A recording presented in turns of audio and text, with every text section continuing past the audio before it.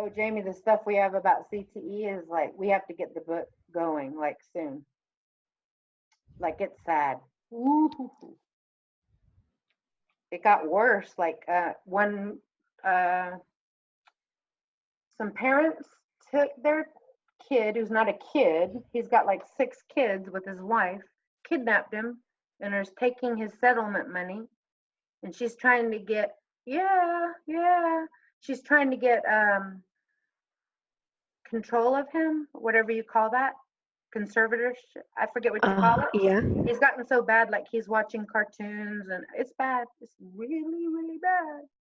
And so she wanted to know, and if you guys want to think about this, because she asked publicly, what hospital should I take him to when I get conservatorship of him?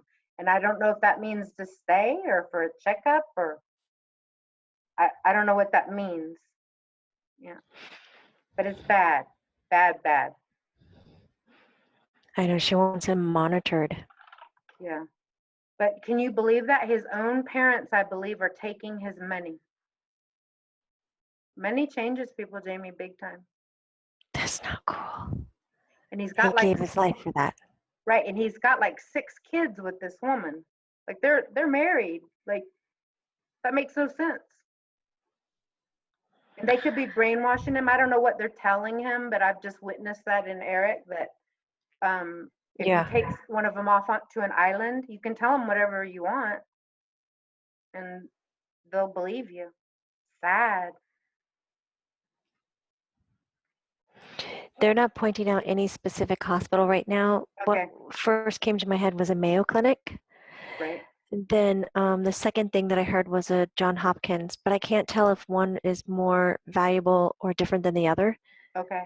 So I would do both approaches. It seems like there are 2 physicians at John Hopkins who would know how to approach CTE, Okay. what to administer. Okay. Right now, the progressive treatments are not in this country. They're in other countries like uh, Sweden. Right. That's where you said they were doing those shots in the head. Protein shots or some kind of shots in your brain. Huh. Years ago, you told me that, Griff. Years and years and years and years ago, when we were That's talking true. about Rodney Peete. Yeah.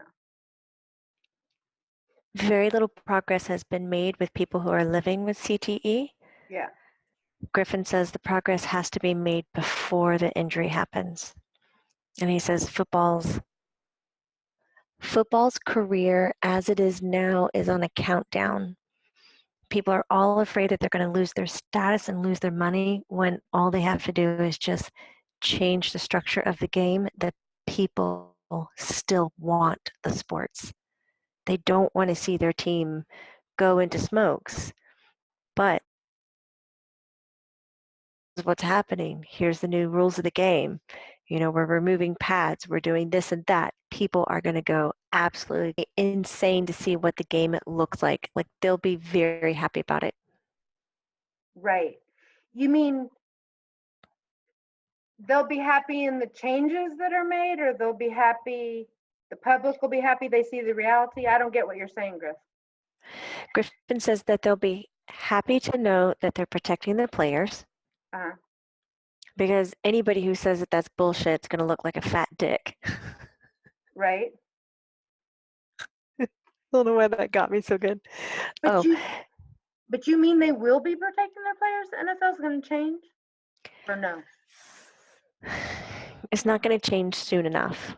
Right. There's still a lot more tragedy that's going to happen and many more deaths that don't need to happen. Right. But yes, it will change in the future, and people will be ready for it. They'll be relieved, and they'll be excited to see what the new game looks like.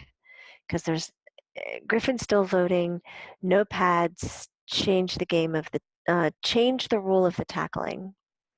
No pads and no helmets, or old style helmets, or helmets like rugby, Griff? Helmets like rugby.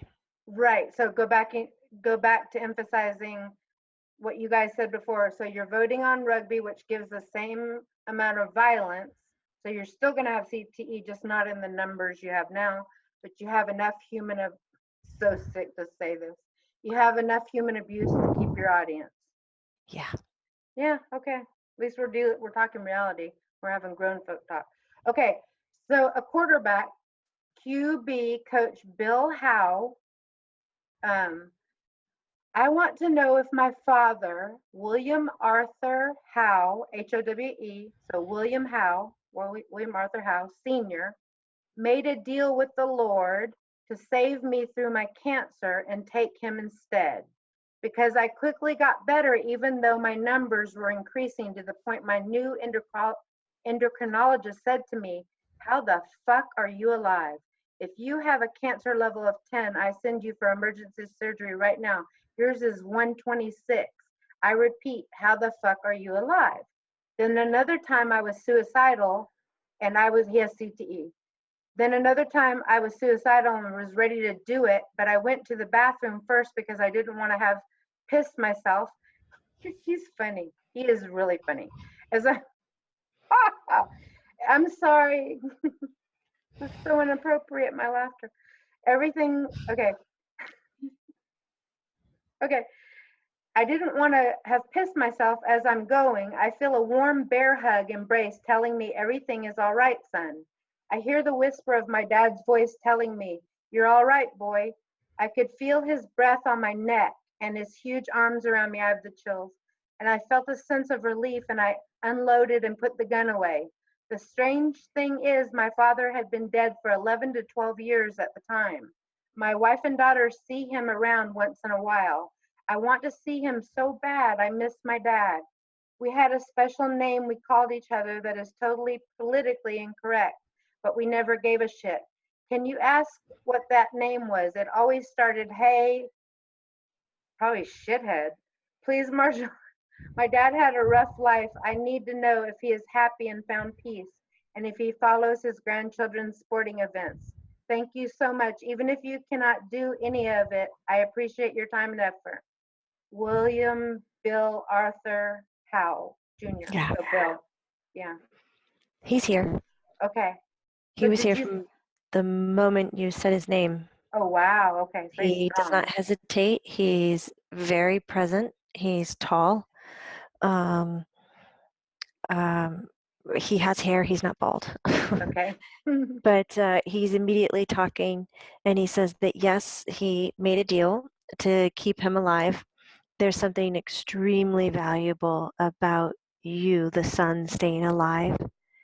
The father knew that his time had come, and Howe Senior is saying that there is a purpose in his son's life for him to live to tell the tale.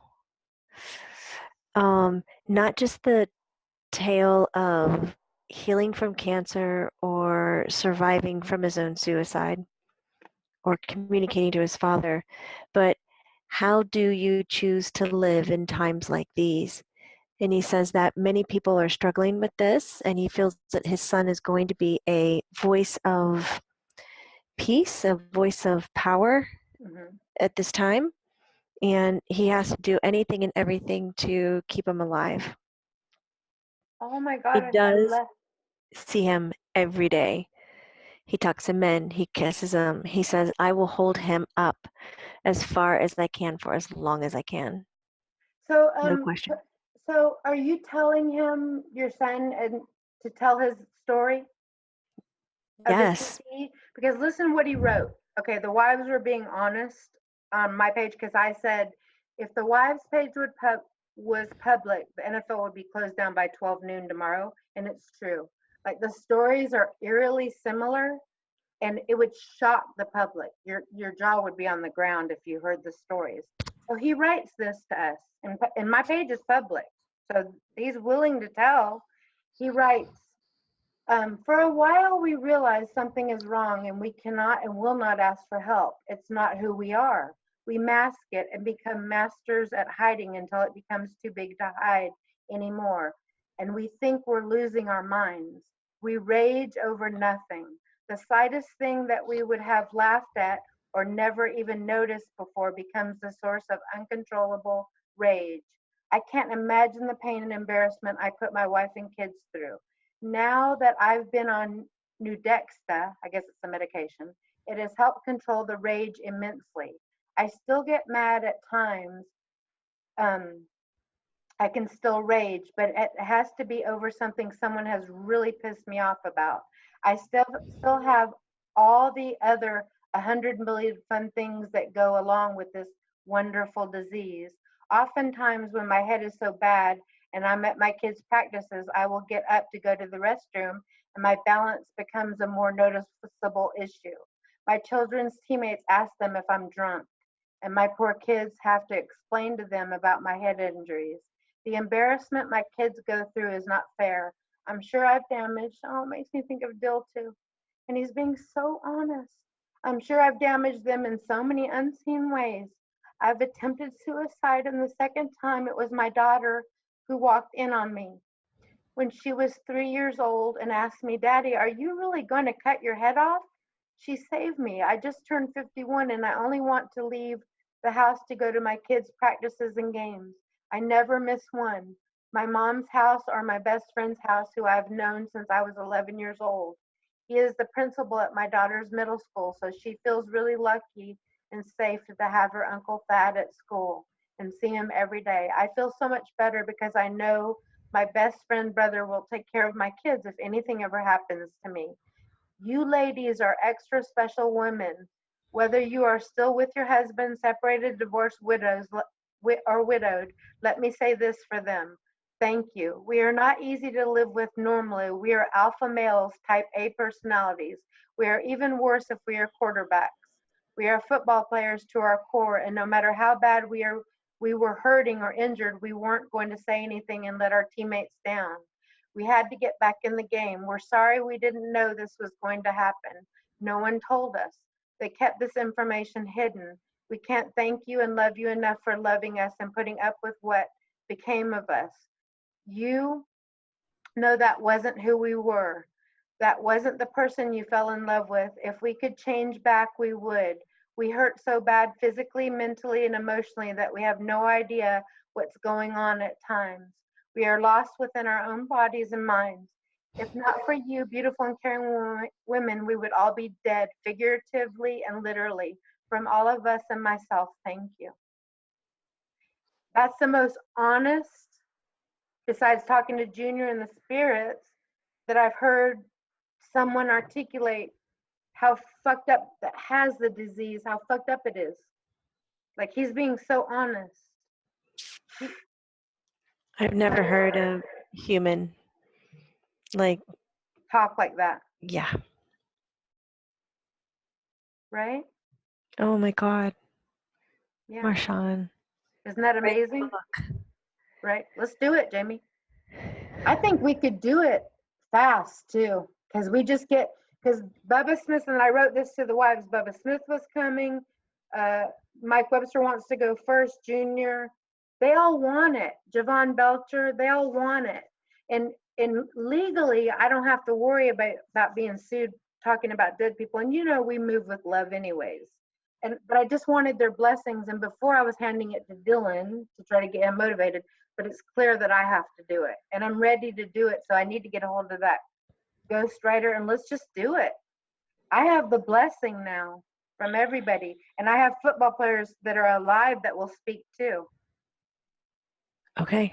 Let's do it. And what I'll do is I'll go down some bullet points. I'll call the ghostwriter that, you know, and I'll just put some bullet points and he'll tell me what to ask that people want to read, and we'll take them one by one. Mike Webster, Junior, that. We'll just go down the list of whoever wants to be in it. Griffin says if we can do equally amount of living to awesome. Deceased, okay, it would create a nice balance to equal amount of wives' stories. Okay. I'll put it on there. 30. Oh my God, 30 for Griffin says. How many? 10 deceased. 30 for 30. Isn't that a show or something? Yeah, that's the ESPN show. To put it on there, Griff? No, he says 30 for 30. 10 deceased, 10 living, and 10 wives.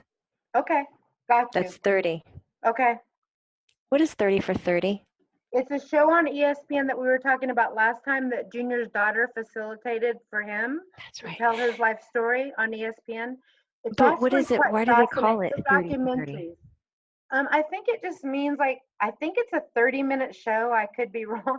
I don't know why they call it 30 for 30, but it's almost like watching 60 Minutes because it's literally a documentary of the person's life story. Like, it's fascinating, some of them. Like, you learn about their whole story, like what they were like as a kid, what they did, what they were interested in, how they turned towards basketball, football, whatever, golf. Here's why they call it 30 for 30. It's its 30th anniversary celebration at ESPN, and with this documentary series features 30 films. Okay. 30th anniversary, and there's 30 films. I think you So I think you'd like it, Jamie. Like, it's have you watched the Heal documentary yet? no. Oh my God. Okay, it's just documentary Who stuff. am I love I? that kind of What's stuff. happening? I did What, now watch your One free Nation time? Under Stress. You watched what? One Nation Under Stress with Yeah, Sanjay Gupta, the I'll HBO watch that. documentary. I'll watch that. I Amazing. love documentaries.